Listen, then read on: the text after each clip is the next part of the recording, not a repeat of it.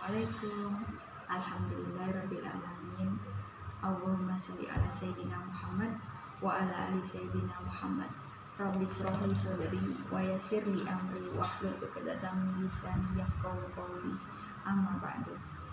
Yang saya hormati Bapak dosen Muhammad Heri Priyanto dan teman-temanku yang sangat saya sayangi. Di sini saya Novita Sari semester 5 PAIB akan mempresentasikan model pembelajaran drill and practice. Yang pertama, pengertian model pembelajaran drill and practice. Drill secara bahasa bisa diartikan sebagai berlatih di dalamnya ada aktivitas menghafal, mengeja kata, dan sebagainya. Yang kedua, praktis atau praktek dapat dikategorikan di dalam seperti menulis, melaksanakan berbagai gerak dalam olahraga, dan lain sebagainya. Atau secara singkat, drill and practice dapat juga disebut berlatih dan praktek.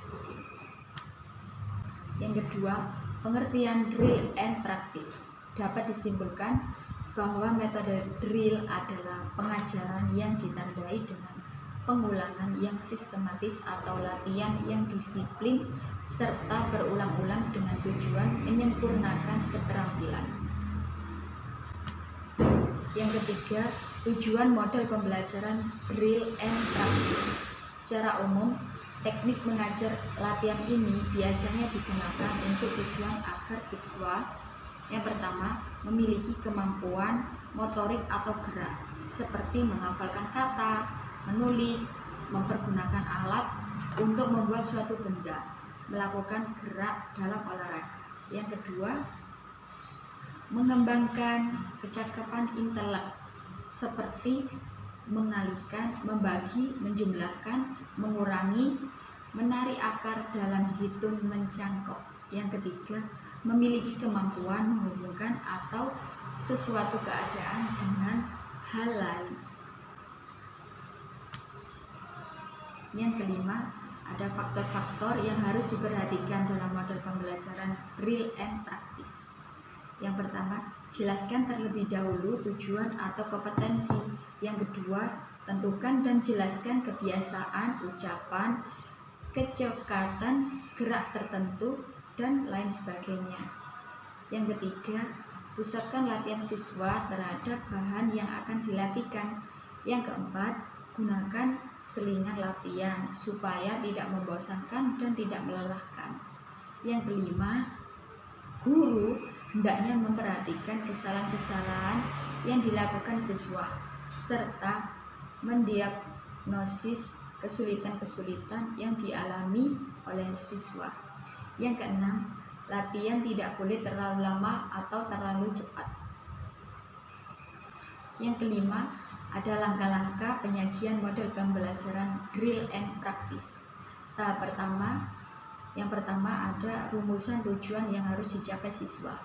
Yang kedua, tentukan dengan jelas keterampilan secara spesifik dan berurutan. Yang ketiga, tentukan langkah yang harus dikerjakan untuk menghindari kesalahan. Yang keempat, lakukan gerak pre-drill sebelum menerapkan model ini secara penuh. Tahap pelaksanaan, yang pertama, langkah pembukaan. Yang kedua, langkah pelaksanaan. Yang ketiga, langkah mengakhiri.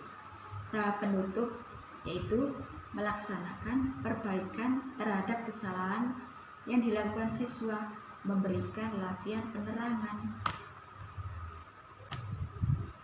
Yang keenam, ada kelebihan dan kekurangan model pembelajaran drill and practice.